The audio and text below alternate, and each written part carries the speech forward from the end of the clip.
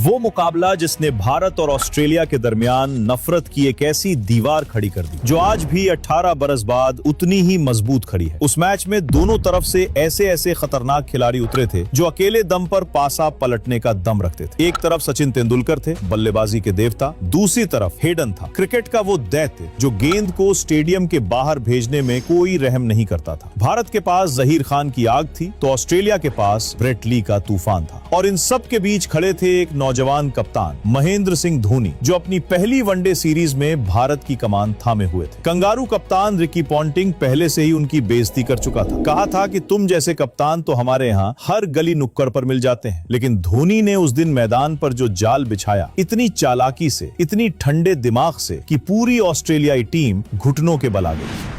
भारतीय कप्तान महेंद्र सिंह धोनी ने टॉस जीता और बिना एक पल सोचे पहले बल्लेबाजी करने का फैसला सुना दिया। सचिन तेंदुलकर और सौरव गांगुली, भारत की सबसे धाकड़ जोड़ी, मैदान में ओपनिंग करने उतरी। 2007 वर्ल्ड कप की वो तबाही अभी भी जहन में ताजा थी जहां भारत पहले दौर में ही बाहर हो गया था और सचिन को बुरी तरह शर्मसार होना पड़ा था। लेकिन आज एक बार फिर उन्हें ओपनिंग की जिम्मेदारी सौंपी गई थी। ऑस्ट्रेलिया की तरफ से नई गेंद थामी उनके सबसे खतरनाक हथियार ब्रेट ली ने। वो दौर ही ऐसा था जब ली की 150 किलोमीटर प्रति घंटे की रफ्तार बड़े से बड़े बल्लेबाज की हिम्मत तोड़ देती थी। लेकिन दादा उस दिन कुछ और ही मूड में आए थे। पहले ही ओवर में उन्होंने ली को फाइन लेग पर एक जबरदस्त चौका लगाकर बता दिया कि आज वो पीछे हटने वाले नहीं। मगर दूसरे ओवर में नेथन ब्रेकन की एक गेंद अंदर आती है और सचिन के पैड से जा टकराती है। कंगारुओं ने जबरदस्त अपील की। एक पल को तो पूरे स्टेडियम की सांसें थम गई क्योंकि अंपायर स्टीव बैकनर खड़े थे। वही बैकनर जिन्हें सचिन का सबसे बड़ा दुश्मन माना जाता था। लगा कि उंगली उठना तय है, लेकिन उस दिन बैकनर ने नॉट आउट दे दिया और सचिन पहला जीवन दान पाकर बच गए।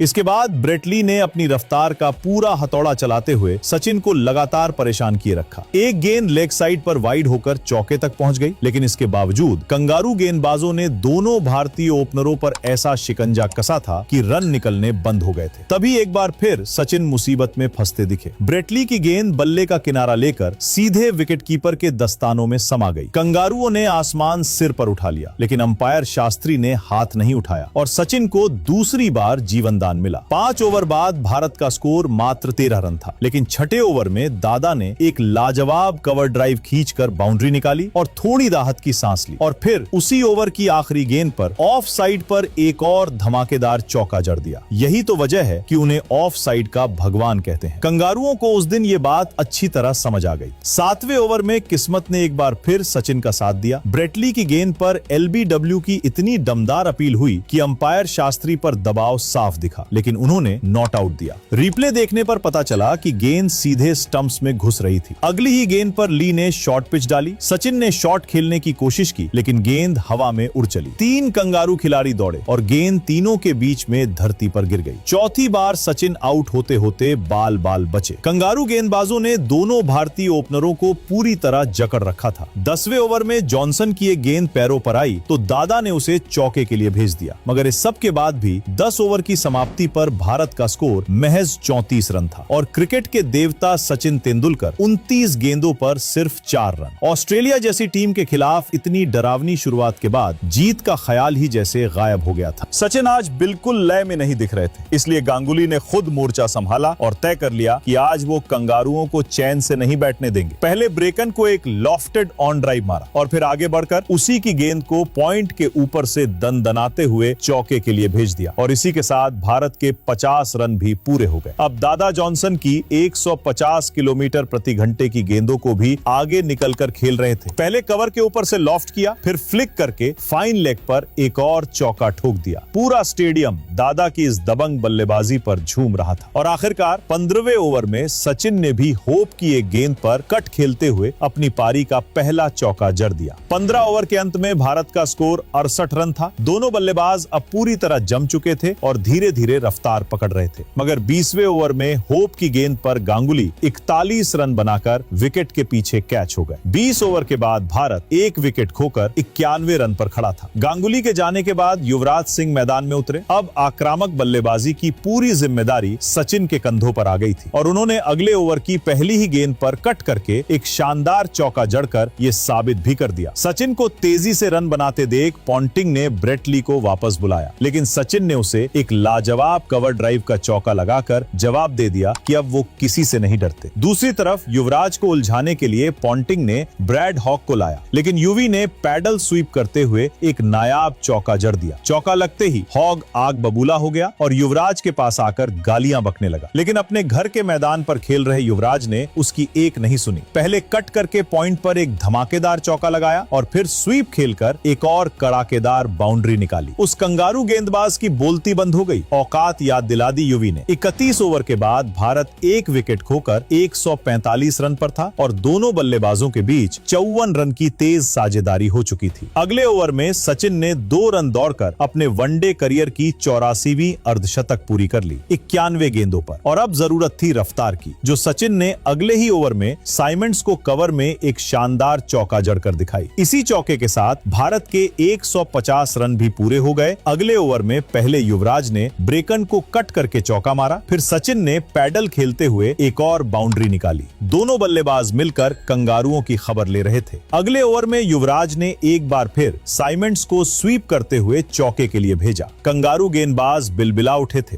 35वें ओवर में भारत 172 रन तक पहुंच चुका था, लेकिन अगले ही ओवर में युवराज ने एक बड़ा शॉट खेलने की ललक में होप की गेंद को हवा में उछाल दिया और पॉन्टिंग ने कैच लपक लिया। अब मैदान में उतरे भारत के कप्तान MS धोनी और सचिन धोनी की जोड़ी ने मिलकर ऑस्ट्रेलियाई गेंदबाजों की वो कुटाई शुरू की जो देखने लायक थी। 40वें ओवर में सचिन ने होप्स को एक लाजवाब पैडल स्वीप से चौका लगाया और फिर उसी ओवर की 5वीं गेंद पर धोनी ने अपनी पूरी ताकत झोंकते हुए एक कड़ाकेदार स्ट्रेट ड्राइव मारी। गेंद गोली की रफ्तार से सीमा रेखा के पार चली गई। धोनी अब पूरे तेवर में आ चुके थे। 40 ओवर के बाद भारत 2 विकेट खोकर 202 रन पर था। 41वें ओवर की पहली गेंद पर सचिन ने थर्ड मैन पर स्कूप खेलते हुए एक और चौका जोड़ा और फिर चौथी गेंद पर धोनी ने ऑन ड्राइव के जरिए एक दमदार बाउंड्री निकाली। चौका लगते ही जॉनसन बौखला गया और धोनी को यॉर्कर मारी, लेकिन धोनी ने उसे भी स्ट्रेट ड्राइव से चौके में बदल दिया। दोनों बल्लेबाज मिलकर कंगारुओं की धज्जियां उड़ा रहे थे। 41वें ओवर के बाद भारत 216 रन पर था और मैच पर भारत की मजबूत पकड़ बन चुकी थी, मगर ठीक अगले ओवर में सचिन बेहद अफसोसनाक तरीके से रन आउट हो गए। 119 गेंदों पर 79 रनों की एक जाबाज पारी खेलकर सचिन के जाने के बाद राहुल द्रविड़ मैदान में उतरे, लेकिन रन आने की रफ्तार एक बार फिर थम गई। 45 ओवर बाद भारत 3 विकेट खोकर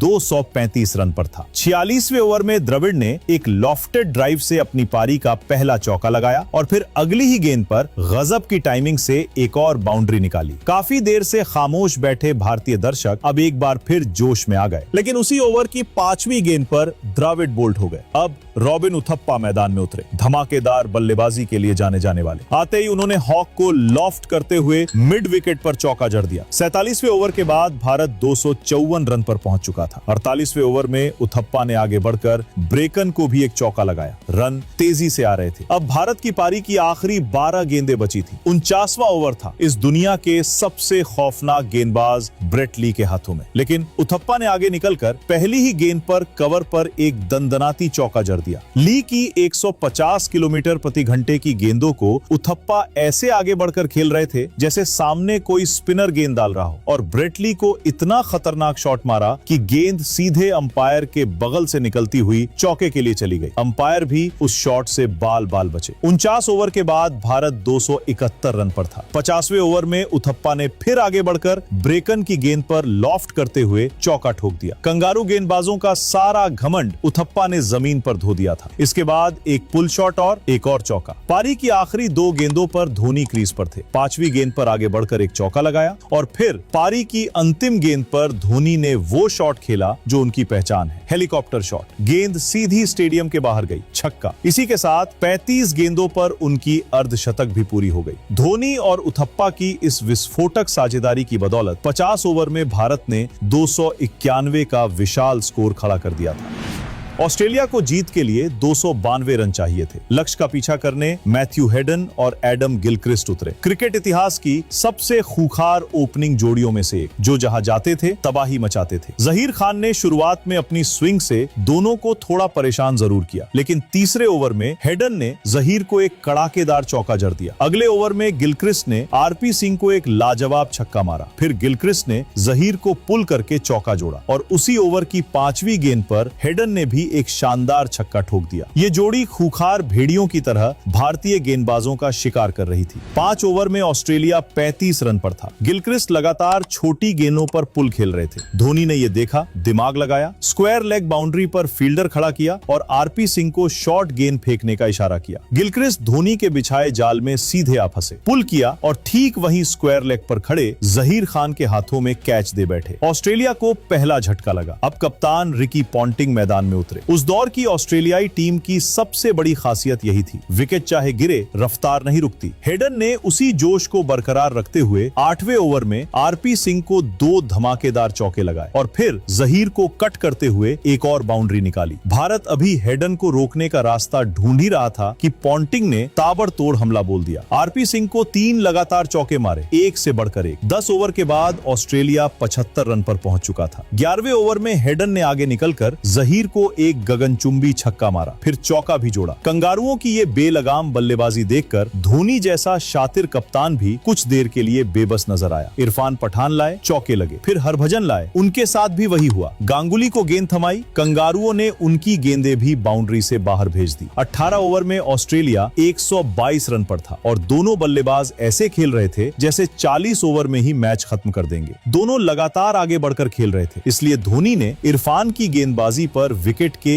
एकदम ऊपर आकर खड़े होने का फैसला किया और 19वें ओवर की दूसरी गेंद पर धोनी ने पलक झपकते पॉन्टिंग को स्टंप कर दिया। किसी को भरोसा नहीं हुआ। स्टेडियम में एक पल के लिए सन्नाटा छा गया। तीसरे अंपायर ने बार बार रिप्ले देखा और फैसला आया कि पॉन्टिंग का पांव रेखा के ऊपर था, आउट। पॉन्टिंग हमेशा की तरह गुस्से में थे, जैसे नॉट आउट हो, लेकिन रिप्ले ने सच बोल दिया। धोनी की शातिर कप्तानी और बिजली जैसी विकेट कीपिंग ने भारत को दूसरा अहम विकेट दिला दिया था। पॉन्टिंग के जाने के बाद माइकल क्लार्क आए और आते ही इरफान को एक खूबसूरत चौका लगाया, लेकिन अगले ही ओवर में हरभजन ने क्लार्क को अपनी फिरकी के जाल में फंसाकर कॉट एंड बोल्ड कर दिया और चंडीगढ़ के स्टेडियम में भारतीय दर्शकों का शोर आसमान तक पहुंच गया। मगर अब मैदान में उतर रहा था वो खूंखार भेड़िया एंड्रयू साइमंड्स, जो किसी भी गेंदबाजी आक्रमण के लिए काले साए से कम नहीं था। ऑस्ट्रेलिया को 28 ओवर में सिर्फ 158 रन चाहिए थे। साइमंड्स और हेडन ने मिलकर भारतीय गेंदबाजों पर बेरहम हमला बोल दिया। पहले हेडन ने हरभजन को चौका मारा, फिर साइमंड्स ने मुरली कार्तिक को एक गगनचुंबी छक्का जड़ दिया। दोनों रुकने का नाम नहीं ले रहे थे। तभी धोनी ने एक ऐसा कदम उठाया जो आज भी कप्तानी की मिसाल बनकर याद किया जाता है। आजकल जब कोई लेफ्ट हैंड बल्लेबाज आता है तो कप्तान सबसे पहले लेफ्ट आर्म स्पिनर को हटा लेते हैं, लेकिन धोनी ने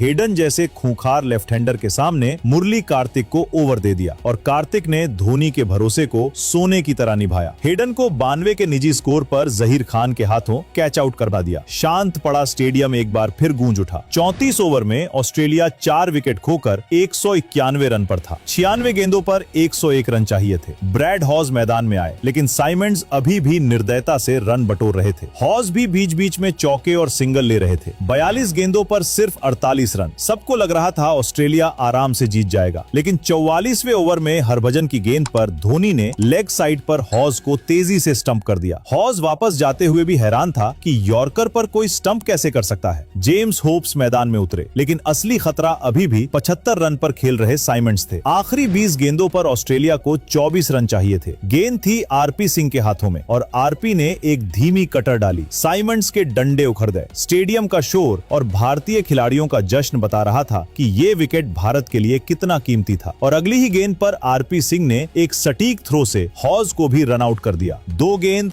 2 विकेट। भारत ने मुर्दा मैच में जबरदस्त वापसी कर ली थी। जो कंगारू थोड़ी देर पहले दहाड़ रहे थे वो अब भीगी बिल्ली की तरह सिकुड़ गए थे। 18 गेंदों पर अभी भी 24 रन चाहिए थे। क्रीज पर ब्रेटली और जेम्स होप्स। 48वें ओवर में धोनी ने एक बार फिर सबको चौंकाया। सबकी उम्मीदों के उलट स्पिनर मुरली कार्तिक को गेंद थमा दी और कार्तिक ने एक बार फिर धोनी को सही साबित किया। सिर्फ 2 रन दिए। आरपी सिंह ने 49वां ओवर किया, सिर्फ 6 रन। अब आखिरी ओवर में ऑस्ट्रेलिया को जीत के लिए 16 रन चाहिए थे और गेंद जहीर खान के हाथों में थी, जो उस दिन काफी महंगे लगे रहे थे। पहली ही गेंद पर होप्स ने एक जबरदस्त चौका ठोक दिया, जैसे बता रहे हों कि ये ऑस्ट्रेलिया है, आखिरी गेंद तक लड़ता है। लेकिन उसके बाद जहीर ने एक एक कटर से कंगारुओं को बांध दिया, कोई मौका नहीं मिला। आखिरी गेंद पर ऑस्ट्रेलिया को 9 रन चाहिए थे। जहीर ने डॉट गेंद फेंकी और भारत ने 8 रन की ऐतिहासिक जीत हासिल कर ली। एक ऐसी जीत जो क्रिकेट के इतिहास में हमेशा के लिए अमर हो गई, क्योंकि ये धोनी की बतौर कप्तान पहली वनडे जीत थी और उन्होंने इसे एक यादगार तरीके से अपने नाम किया। अपनी शानदार बल्लेबाजी, तेज दिमाग कप्तानी और चीते जैसी विकेट कीपिंग के लिए धोनी को मैन